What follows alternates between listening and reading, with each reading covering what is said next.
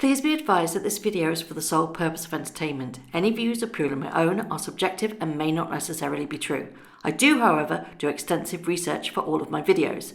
All photos have been found on the public domain. I am using them under the fair use and fair dealing guidelines. I urge everybody to do their own research. Well, hello, it's Murky Meg here. It's Tuesday the 19th of May and today is the Sussex's second anniversary. But with no social media, how on earth will they let us know that it's their second anniversary? Will it be a pre-recorded video leaked somewhere through the guise of a charity? Will they do a pap walk possibly? Or will there be radio silence? Doubtful, because we know that these two like to maintain their names are always in the media. They are the pillars of privacy. Only time will tell, I guess. We'll just have to wait to see what today brings. Social media is awash at the moment because there's an article in the Daily Mail where Catherine McPhee, now she's married to David Foster. First of all, I thought it was her father. No, turns out he's a husband. He's 70. Says she's 38 in the article, but I'll go on to that a little bit later on. Anyway, Catherine McPhee has spoken about the relationship between her husband, David Foster, and Harry. And she says that it's a beautiful relationship, with Prince Harry saying that they are like father and son after they, that is Catherine McPhee and David Foster, set up the royal couple in their Canadian hideaway. First of all, I'd just like to say that's quite an insult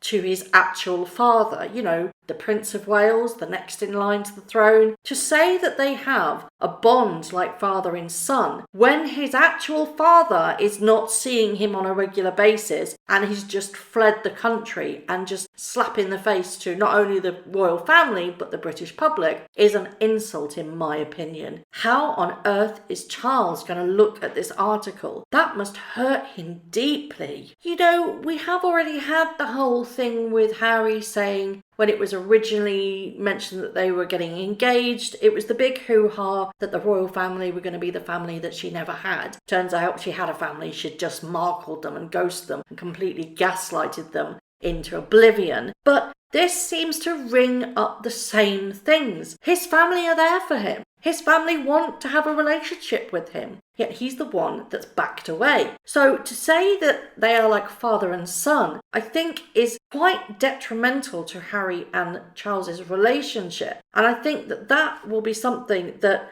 Charles will take deeply to his heart. There's some chatter on social media right now because in this article, Catherine McPhee is referred to her age as 38, and she apparently went to the same school as Meghan. It was a Catholic school. They are both apparently 38. It says in the article that she was in middle school while Meghan was in high school. Now, generally, I don't know much about the American school system, but I know that there is a possibility that you can either be held back or that you can advance forward past your normal age. So if you're a gifted child, you go up a grade, and if you are lacking and you haven't got the required skills, then you can be kept back. We don't tend to have that here in the UK. You just progress. However, a lot of people are now saying, how on earth can Meghan and Catherine be the same age but be in two completely different years? So they're saying that Meghan must be older. I've always speculated that Meghan was older than 38. I believe that she is the same age as me, which is 43. Granted, I don't have any proof of that, but I just have an inkling. So don't shoot the messenger. However, a quick search on Google says that she's not 38, Catherine McPhee. She is in fact 36. She was born on the 25th of March 1984, which makes her 36. So in fact the Daily Mail have printed the wrong age. This has then led to world speculation that the fact that Meghan is now again lying about her age, and everybody's saying, oh my God, we knew that she was older. This just reinforces the narrative that nobody really believes anything that comes out of Meghan's mouth now. But it is a typing error with the Daily Mail. Catherine McPhee is 36, not 38. And that would explain why she was in middle school and that Meghan was in high school. Now, I know you don't like it when I prove the theory wrong, but what sort of investigator would I be if I didn't investigate it correctly and only report on the good juicy stuff and not set the record straight? I can't do that. I have ethics, so I have to tell you as it is. This article is wrong. Catherine McPhee is not 38, she's 36. Now, we've also had an article that has gone worldwide, and according to a royal expert, they have publicly said that Harry and Meghan, both of them together, had an agenda to become international roving royals from the outset of their relationship. That is a bold claim indeed. Not that they were having doubts at the end of last year, but from the beginning of their relationship.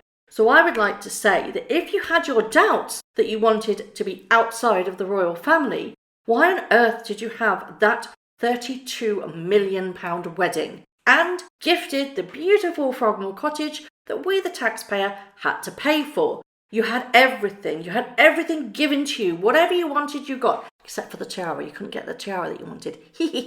But anyway, everything was gifted to you. You had the wedding of your dreams.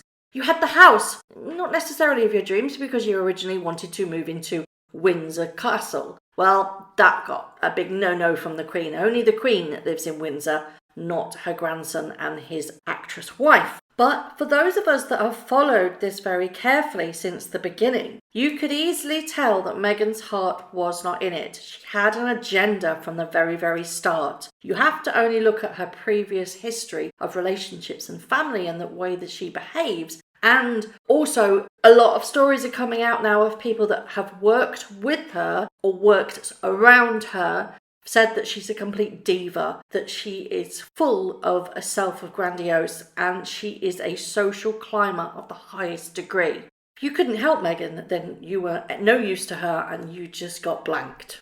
So what they have right now is nothing like they expected. They wanted to be roving international royals, hopping from country to country, blistering in and going, yeah, we're here, we're saviours of the world. Because apparently Meghan has a complex with regards to being a humanitarian. She's obsessed with it. Now, normally people give you the humanitarian title because of your good deeds. If you are out there doing amazing things with no publicity, and you're just doing it for the sake of you caring, then you get labelled as a humanitarian. You can't call yourself a humanitarian. That just doesn't cut it. You have to be given that title because your work must prove ethical and beneficial to those that really need it. You can't just, I'm a humanitarian now. I've, given to charity. Great, that's me done. Doesn't work like that, I'm afraid. You have to build on foundations and you have to keep proving that you are there to make a difference. Blustering in and out just on one day and then moving on to the next doesn't prove you're humanitarian. It proves that you're after publicity. But what they have now is far from international roving royals. They are basically banished, aren't they? They were banished to Frogmore Cottage. They didn't want to live at Kensington Palace apartments. They deemed themselves too worthy and they didn't want to be in the fishbowl, so the Queen gave them Frogmore. Yeah, it's a nice cottage, but it wasn't what Meghan wanted. She wanted the celebrity lifestyle that she can just whirl in, sparkle, and then whirl out, and then get the badge humanitarian because that's exactly what she thought she was doing. Now they are banished to the UK. They cannot get their own house at the moment. I still don't think that they are able to buy a $15 million property without Charles's help. They'll probably get it with his help, but without his help, I don't think that they have a hope in hell of buying that type of mansion that she wants, that will be acceptable in her agenda, because what you have to remember is that she is a narcissist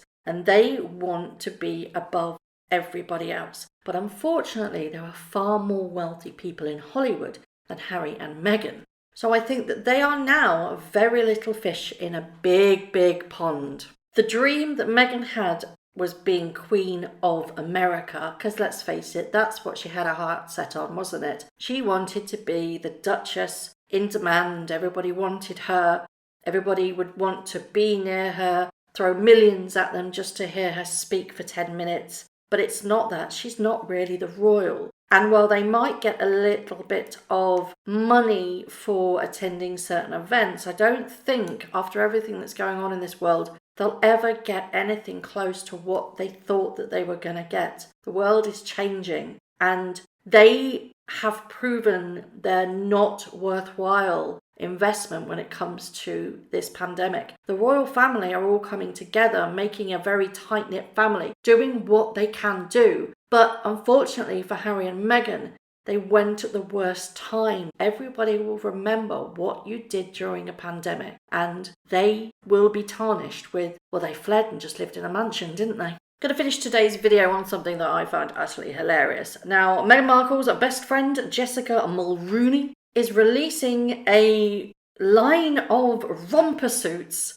It looks like she's kind of cashing in on the old second wedding anniversary for Harry and Meghan, because it's a funnily timed launch. These romper suits, I'm sorry, I was in fits of giggles yesterday. They look atrocious. They're just, ugh, what do you think? I mean, would you wear one? I wouldn't. So Jessica Mulroney is kind of launched this clothing range, if you can call it clothing, because I certainly wouldn't go out in it. I wouldn't wear it one bit, on the back of Harry and Meghan's wedding anniversary. And do you know what? Excellent bedfellows. Both Jessica and Meghan are publicity hounds. I could have said something else there, but I don't want to get a community strike.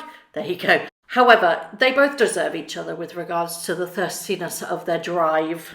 So, tell me what you think. What do you reckon they're going to do later on today with regards to their anniversary? Do you think they will be releasing something via a charity? Do you think that they will have a pap walk somewhere? Or do you think there will be complete radio silence, which is very unusual for them? What do you think of the Catherine McPhee quote that Harry and her husband are like father and son? What do you think that makes Charles feel like? And do you think that she should have said it? Is it offensive? What do you think Harry and Meghan's legacy will be remembered by during this pandemic? What have they done to make a difference? And finally, would you buy Jessica Mulroney's romper suit, or would you rather pickle your head? As always, let me know what you think. Thank you very much for watching. If you haven't already, please subscribe to my YouTube channel, hit the notification bell, and also that like button.